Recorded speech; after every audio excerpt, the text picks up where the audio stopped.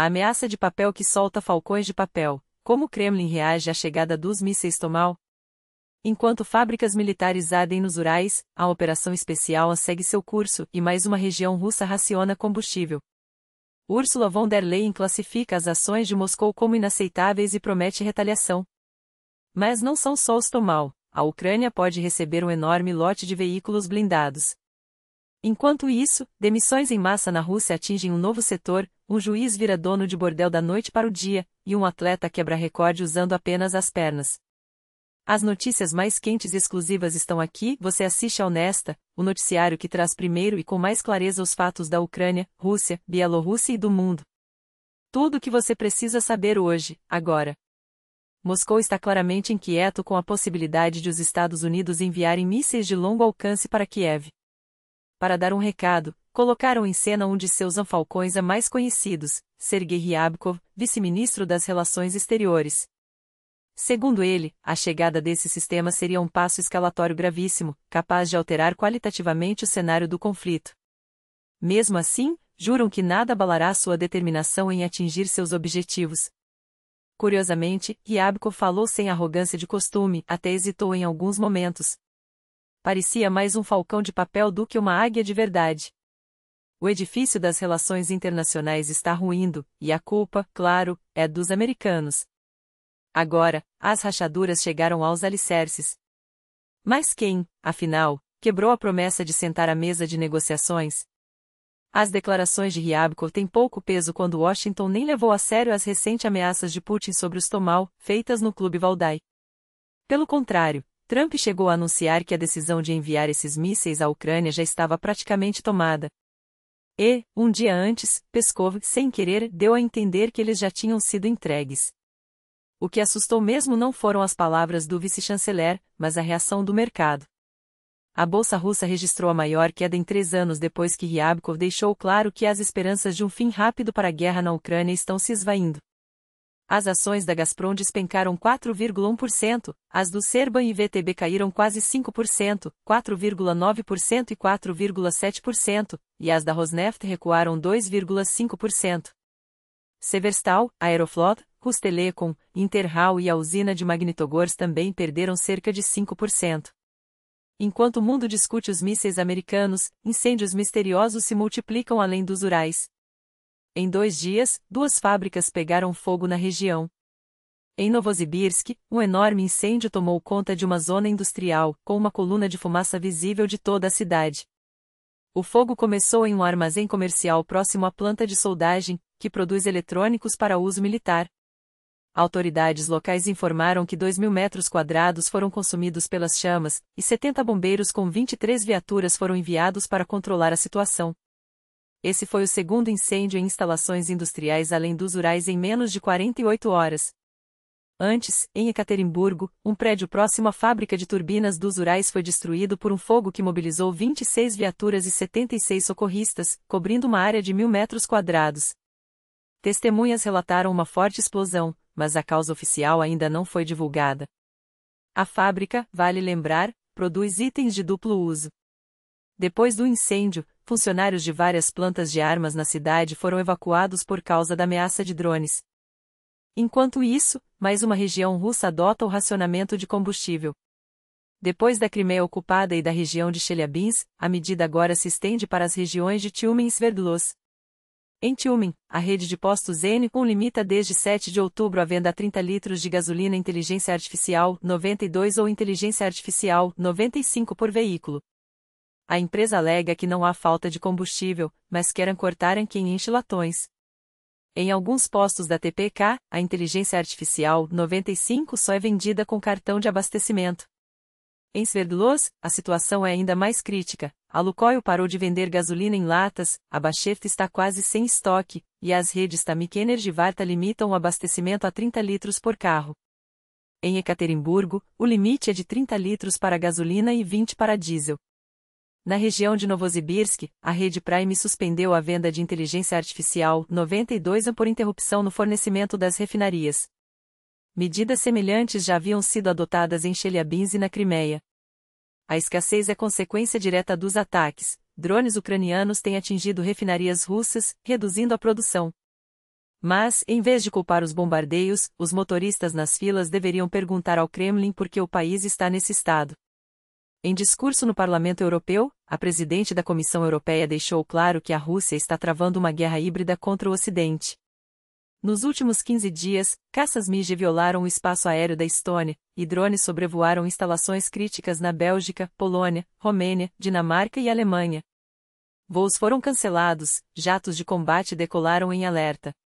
Von der Leyen lembrou ainda dos constantes ciberataques, cabos submarinos cortados e interferências em eleições. Não são provocações aleatórias, é uma campanha sistemática para desestabilizar nossos cidadãos, testar nossa resolução, dividir a União Europeia e enfraquecer o apoio à Ucrânia, afirmou. Chegou a hora de chamar as coisas pelo nome, isso é guerra híbrida. E a Europa precisa responder. Enquanto isso, as demissões em massa na Rússia alcançam um novo setor. Depois das montadoras, agora é a vez de um dos maiores bancos do país. O Serba está cortando milhares de funcionários de TI, desde analistas até líderes de equipe. Segundo o canal do sindicato da categoria no Telegram, cerca de 5.000 pessoas podem ser demitidas.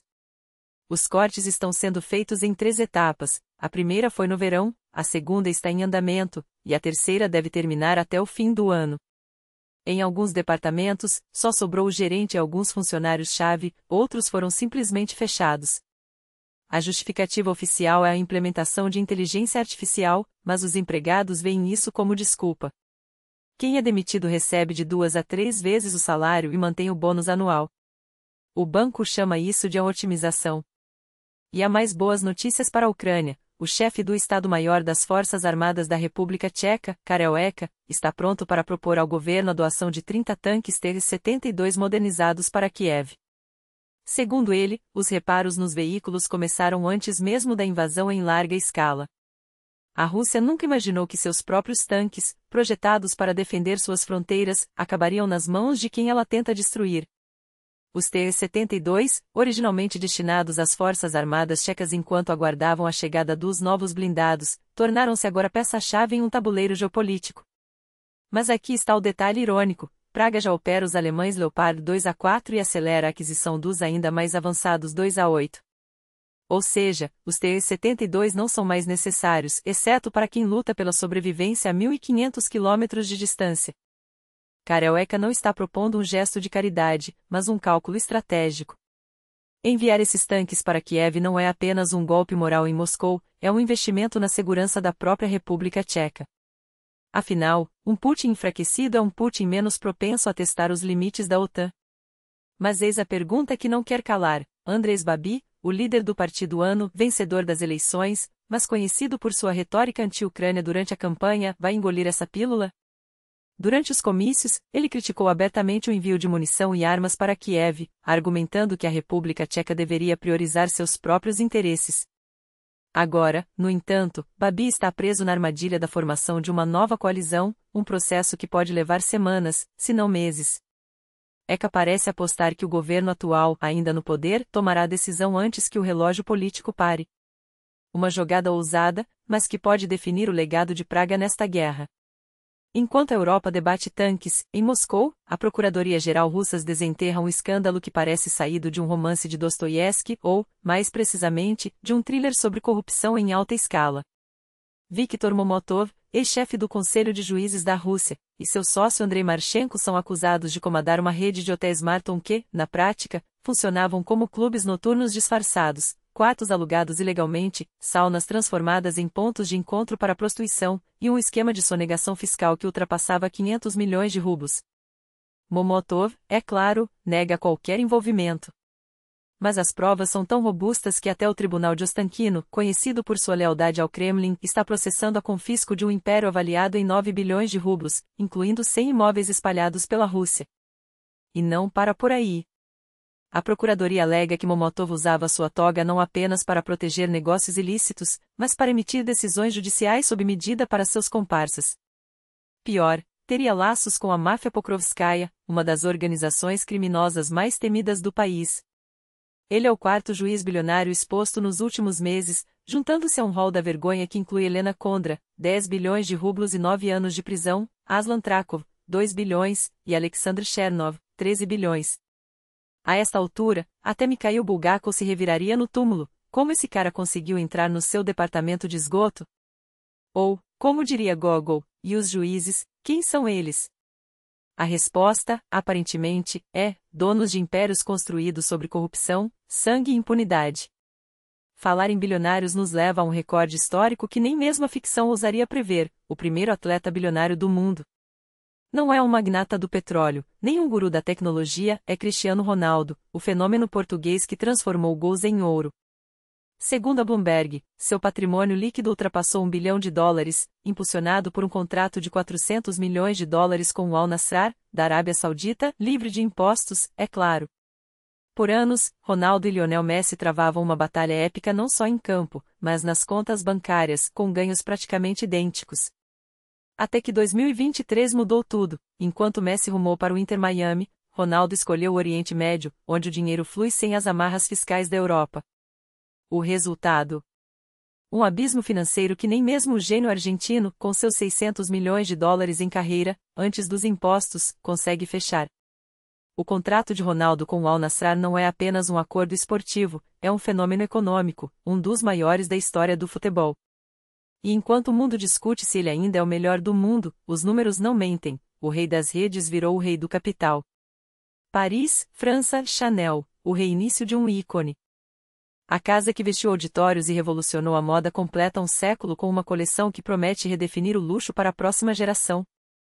Mas isso é assunto para outro momento.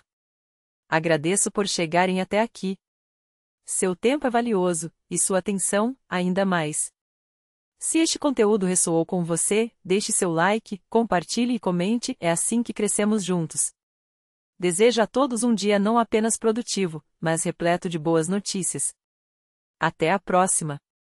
E que as próximas manchetes sejam ainda mais surpreendentes.